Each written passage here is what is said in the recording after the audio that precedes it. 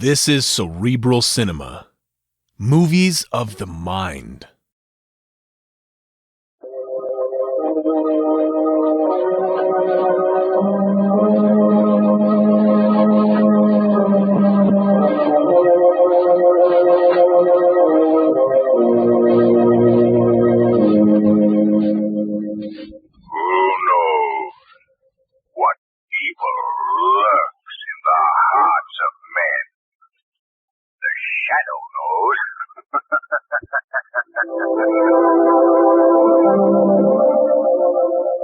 Once again, your neighborhood blue coal dealer brings you the thrilling adventures of the Shadow. The hard and relentless fight of one man against the forces of evil. These dramatizations are designed to demonstrate forcibly to old and young alike that crime does not pay. The Office of Defense Transportation has asked all coal dealers to reduce mileage of their delivery trucks 25% below the mileage of last year. This means fuel deliveries will have to be carefully planned. Duplicate trips into the same neighborhood eliminated whenever possible. Yes, every ounce of rubber, every gallon of gasoline, every transportation factor must be conserved. You can help by advising your fuel dealer of exactly what your fuel requirements are for the entire winter. This will enable him to work out a schedule of deliveries so that valuable time, rubber, and gasoline will be conserved.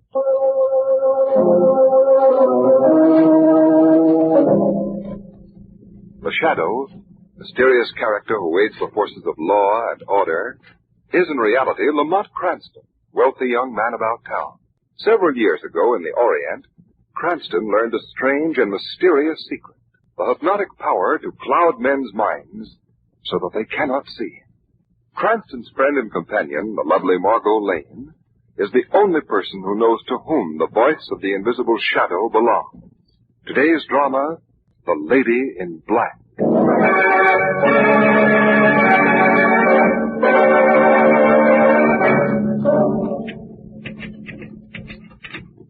Will not consider any motion picture offer for my new play until... Yeah? What is it? Oh, I see. Put it down over there. Yes, Mr. Bryce. Where are you going? Get away from that picture. How dare you draw the curtain that covers it? What? What's that you've got in your hand? Keep away from me. There's a gun in this drawer, and I'll use it. I give you time. Let go of me. Take that away.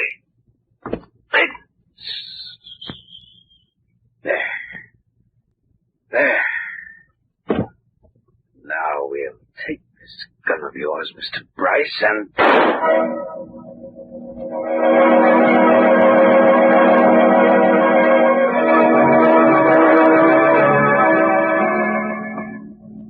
Lamont, look here. Yes, Mom. Did you notice this painting? No. But it's certainly the strangest one in the whole picture gallery. There's such an odd, morbid quality. Is it signed? No. But judging by the odd hook-shaped brushstrokes, I'd guess it was painted by Albert Gerner. Albert Gerner? I don't think I've ever heard of him. Oh, he wasn't widely known as a painter. He was really a chemist. Painting was a hobby. Oh? There aren't more than half a dozen of his pictures in existence. What a shame. It's a great talent. Yes, Gerner was a genius in a way. Poor fellow. Why, poor fellow? Well, when he was young, Gerner married Diane Morrow. 15 years ago, she was one of the most beautiful young actresses on the stage. Gerner was madly in love with her. One evening, a servant standing outside her door heard him talking to his wife as he sketched her. He was saying, Finish this drawing in a minute. I know it's almost time for dinner. Yes, you told me Norman Bryce is coming. Darling, he's done so much for your career. As much as a manager could, so you must make a good impression. I'm glad you decided to wear black. You're exquisite. Your eyes are such a deep blue, looking at me with that half-smile on your face. I must do this picture in oils. Oh, my darling, I love you so much. So very much. Oh, Oh, that's Waldron, my dear. I rang for him a moment ago. I'll speak to him outside in the hall. Yes, Waldron. You rang, sir? Yes, those flowers in Mrs. Gurner's room. While we're at dinner, move them out onto the terrace. I'm afraid the heat of the room will wither them. Yes, sir. And there'll only be 3 of us for dinner.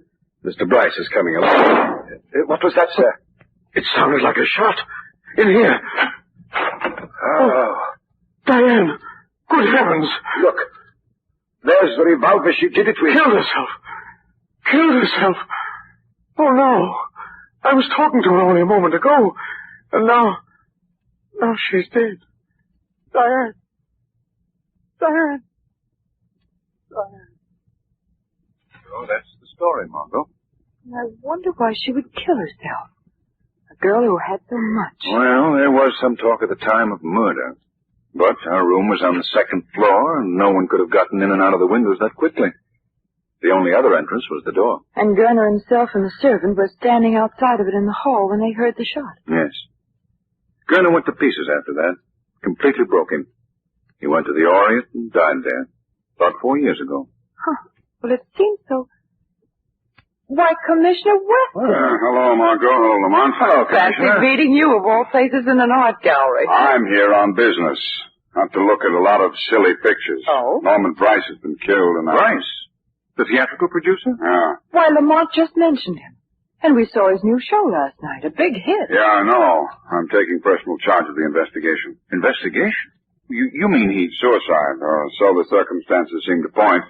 But, Commissioner, does a man kill himself after one of the biggest hits of his career? This man did. I've just discovered something else. Bryce was here at the art gallery this morning. Bought a lot of stuff and ordered it delivered. Not to his home, but to an apartment downtown. Oh, you don't say. Yeah. Well, I gotta be going. Things to attend to. See you soon. Yes. Goodbye, Commissioner. Well, Lamont, you can stand there all heaping staring at that painting. Hmm?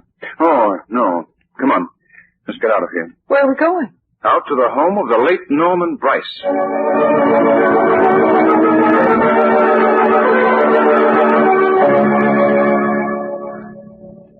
Aren't you going to ring the bell, Lamont? Oh, yes.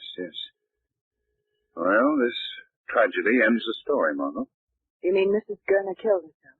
Gurner died and now Bryce. Exactly. Oh, hello, Cardona. Oh, hello, Mr. Cranston. And Miss Lane. Hello, how are you? Well, come on in. The commissioner's in the dining room making out papers. In this way. Look who's here, Commissioner. Wow. Hello, Lamont.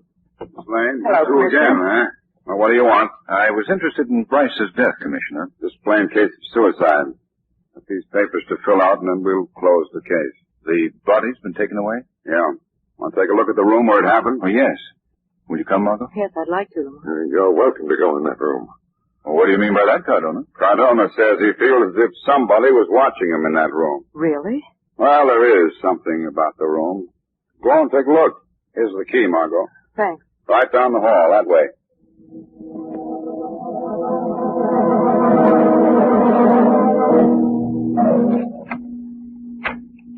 What's the matter? Doesn't the key work? Margot, what is it? There's someone in there. There is. Somebody's holding the door shut. Well, how could anyone get in there with the police guarding the house? Here, let me have the key. Lamont, the door's unlocked. But there's someone inside putting his weight against it. Here, I'll open it. You see? Well, yeah. Wait till I turn on the lights. You may come in now. We're quite alone. Oh, just the same, there was something holding that door shut. Margot. Why, Lamont, look at the flowers. The room's filled with them. Yes. Yes, so I see. They give off quite a fragrance. Careful, don't touch them. Why? All we're permitted to do is look. Uh-huh. That door, the only entrance to the room. Small window and alcove open, but too small for an intruder to crawl through. These other 2 windows, yeah, both locked and... Only the door, my dear. But it closed all by itself. I think Cardona was right. You do feel that there's someone in here. Someone besides ourselves. Lamont? Why should there be curtains on that wall? Let's see what's behind them. All right. Picture of a lady in black. How horrible. And yet it's beautiful, too. Margot. It's a painting of Diane Morrow, Mrs. Gurner. Gurner must have painted it. And I suppose Bryce bought it after Mrs. Gurner's death. Evidently. Lamont, it's this painting that gives you the feeling that someone's in this room. Ooh, it's creepy. The eyes seem to be watching you. With that queer half-smile on her face. Margot, what else do you notice about the canvas? The background. It's very dim, but it's filled with flowers. Yes, so it is. But what I meant was this. Here in the lower corner, someone started to slash this canvas with a knife. Yes. A picture of Diane Morrow in black. I wonder when Gurner painted it. Just before she died? Or just after? Lamont, what do you mean? Well, All right, Miss Lane. Cranston, you through? not quite, Weston. Look, did you notice this picture? I know.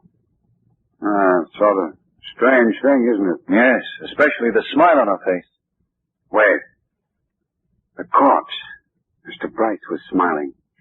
Same sort of a smile. I see. Commissioner, don't declare Bryce's death a suicide. Because it was murder.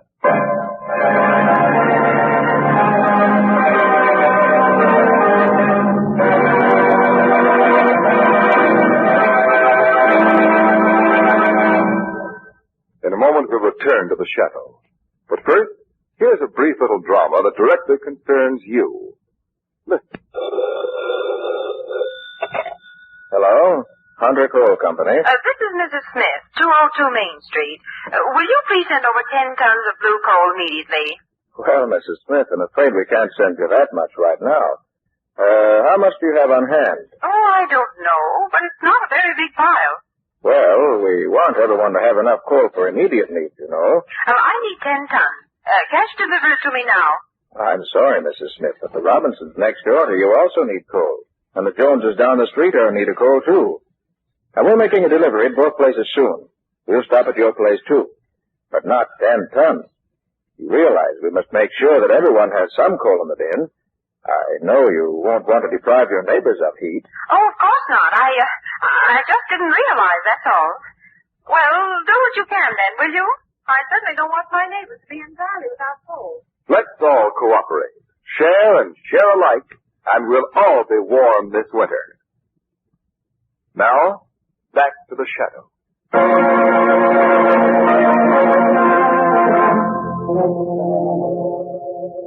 I'm relying on this hunch of yours that it's murder, Cranston. Sardona's rounding up the 3 people who found Bryce dead. Who are they, Commissioner? Neighbor named Carter, the gardener, Muller, I think his name is, and the widow.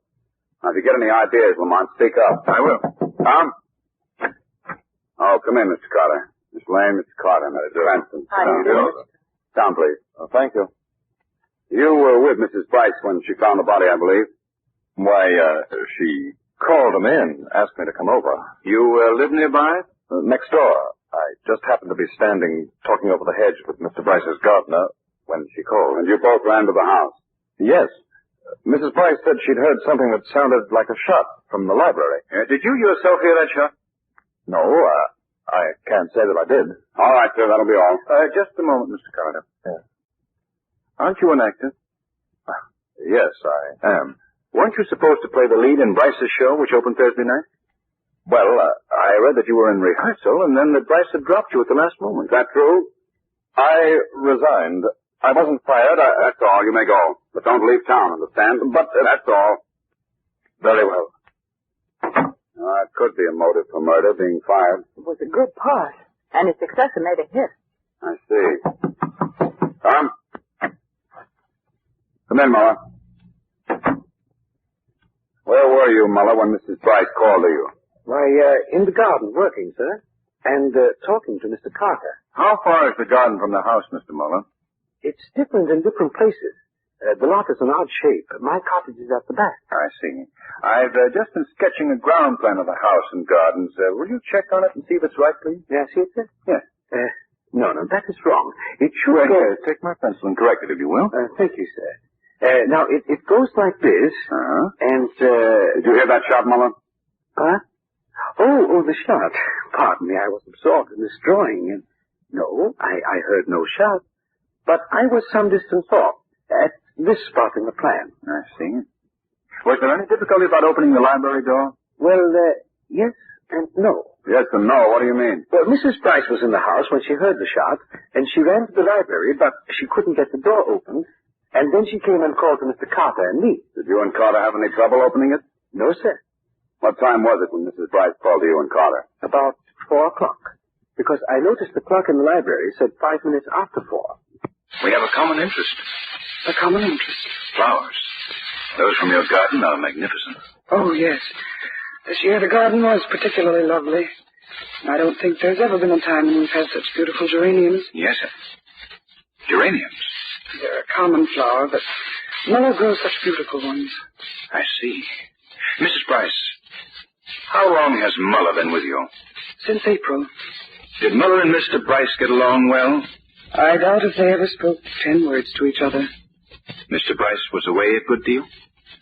Yes. Mrs. Bryce, I understand you've been away on a visit and returned this afternoon. What time did the train get in? At 2:40. You came directly home? Yes, sir.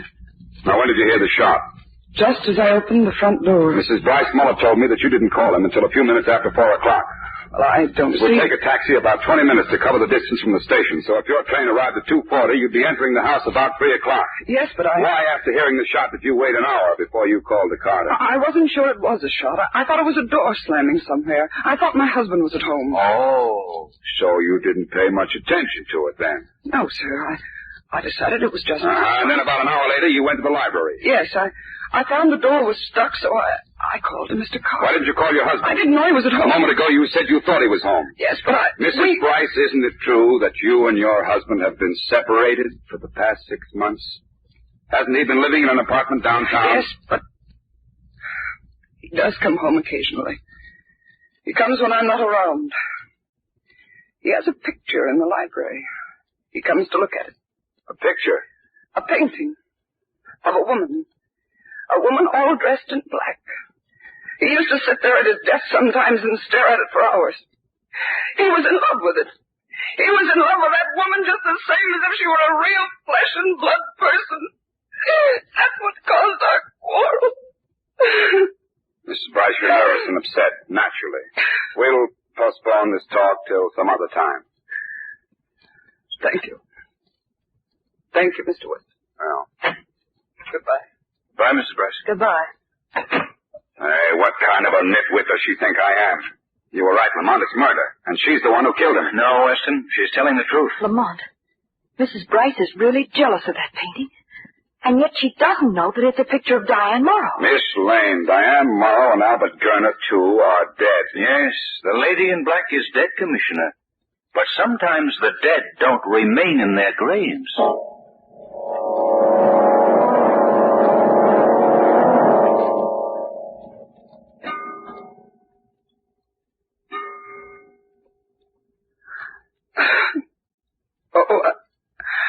I hate this room now.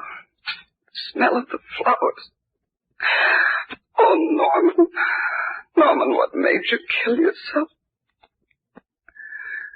If only the dead could speak to us. Norman.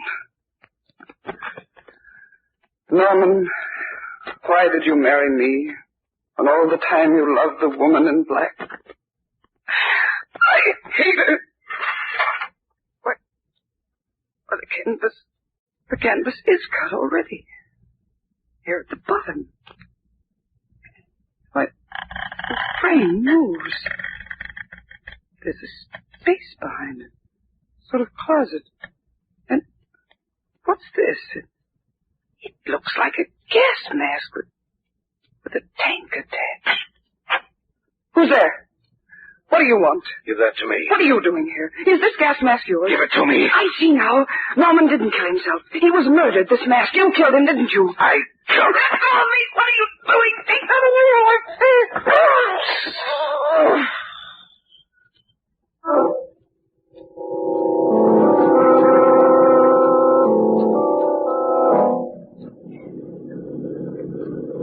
is it anyway, Lamont? 2 o'clock, Margot. 2 o'clock in the morning. It's a fine hour for a country drive. You didn't need to come out to Bryce's. Well, I'm too curious to stay at home and be left out of it. Lamont, this case haunts me.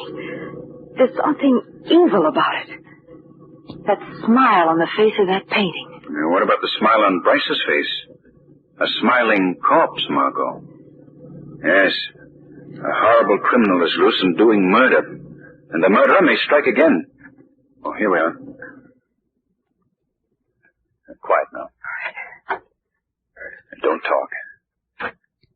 Let's walk in the grass beside the walk. Come on. Who's there? What do you want? It's Cranston, Cardona. Oh, Miss Lane. What in time are you doing here? Has anything happened? Perfectly quiet. The actor next door went up to bed at 11. Light in the library a few minutes ago. Mrs. Bryce, I guess. But didn't you make sure? She's the only one in the house. Must have been her. How about Miller, the gardener?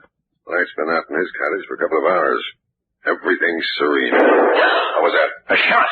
From the library. Come on in there. Hurry! Mrs. Bryce! Shot to death. Oh, and that smile on her face. It's the same smile as in the painting. Oh, it's horrible. Suicide again. Hey, look, Mr. Cranston. This gun ain't new kind. Must be 15 to 20 years old. Yes, I know. Bryce's gun was at headquarters, so he had to use this one. What do you mean, he? The woman shot it off. I don't want to go phone Weston quickly. Yeah, I better. Mont, what does it mean? Margot, don't leave the house. I won't be long. Where are you going? The shadow has work to do.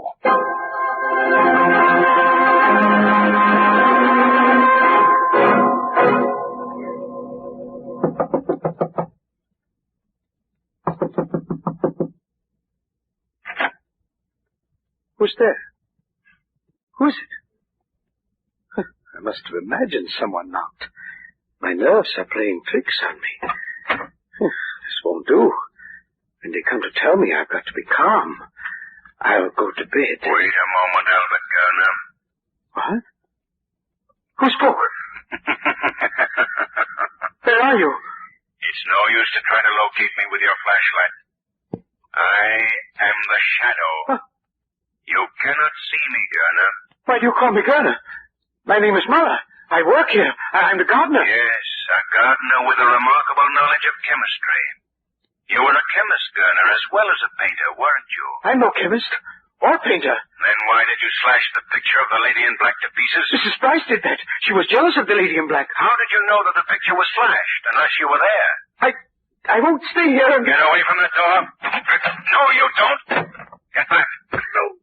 Let me alone. Let me alone. That face in the picture has haunted you all the years. Albert Garner, the lady in black, was your wife. You murdered her. Yes, I am Garner. But I didn't kill Diane. She committed suicide. You murdered her with a poisonous gas that you invented. It leaves no trace except a horrible smile on the faces of its victims. I tell you she shot herself. No, you shot her, Garner. Then later, when you and the butler heard the explosion, it was a time bomb you had set. And someplace in this cottage, you have a mask for administering gas. You're very strong. You clasp it to the victim's face, and when they become unconscious, you shoot them and leave a pistol by them. And the murder is called suicide. But I love Diane. Why would I kill her? Because you suspected her of being in love with Bryce, her manager. You knew Bryce loved her, and you couldn't be sure of her any longer. All right. It drove me mad, the uncertainty. And you killed her. Yes, I did kill her. Then Bryce saw the picture. I told him once about my experiments. He suspected me. He was going to the police. So I ran away. Then, as years passed, you wanted to return and kill the man you thought had ruined your life. The man you were jealous of even after Diane Morrow was dead. Yes. And I did kill him. No one can take that away from me. But tell me, why did you kill Mrs. Bryce? She had done nothing. She found the mask. I had to kill her. Well, Garner, Commissioner Weston will soon be here. You will take the mask and give yourself up to him. Very well. I'll do as you say. I'll go. Garner, wait. Put that down, man. No. Take off that mask. Take it off, I say.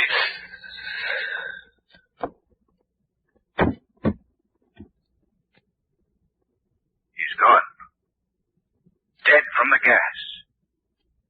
With that same smile on his face.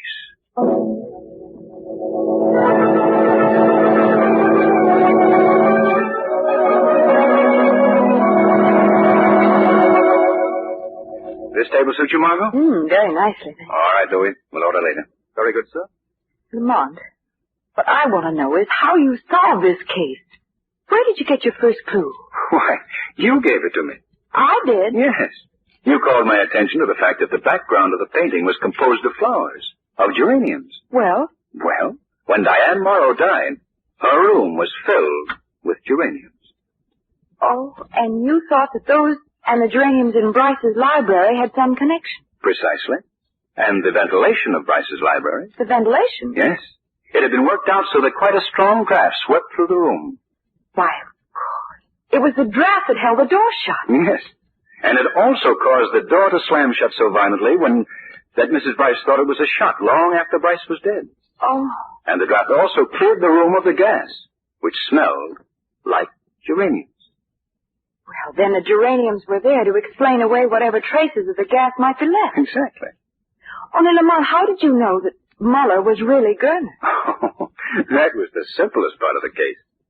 He helped draw a map of the house and gardens, and he used the same queer, hook-shaped strokes that identified Gerner's work anywhere. Oh, here you are. Oh, hello, Commissioner. I'm sorry I'm late. Oh, there's no hurry. We've loads of time. Well, certainly. We're merely going to drop in at the Pan American Art Exhibit this evening. The art exhibit? Pictures? Oh, why don't you take up something practical?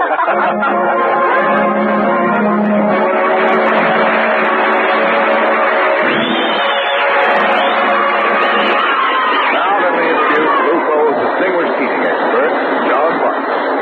Thank you, Ken Roberts, and good evening, friends. Today I want to say a word on behalf of your neighborhood food blue coal dealer. You know, folks, there are 3 ways in which you can help yourself and help him. First, don't order more than enough coal to keep your home comfortably warm for 60 days in advance. Second, don't waste heat. Don't waste coal. Ask your blue coal dealer for the free John Barkley firing chart. This will give you many valuable hints on correct firing methods and how to save money on fuel bills. The third way you can help your dealer is to accept delivery of the available home sizes he recommends. You see, friends, tests have proven that any of the home sizes, egg, stove, chestnut, or pea, may often be interchanged with perfectly good results. In fact, it's a good plan to always order 1 ton of pea coal to 3 of your regular size and use the more economic pea coal for banking. This holds down the fire, helps save coal. Now, ladies and gentlemen, if you'll cooperate with your blue coal dealer in these 3 ways, I'm sure you'll have enough coal to keep your home healthfully and comfortably warm all this winter. And so will your neighbors. I thank you. The Shadow program is based on a story copyrighted by Street and Smith Publications. The characters, names, places, and plot are fictitious. Any similarity to persons living or dead is purely coincidental. Again next week, the Shadow will demonstrate that The weed of crime bears bitter fruit. Crime does not pay. The shadow knows.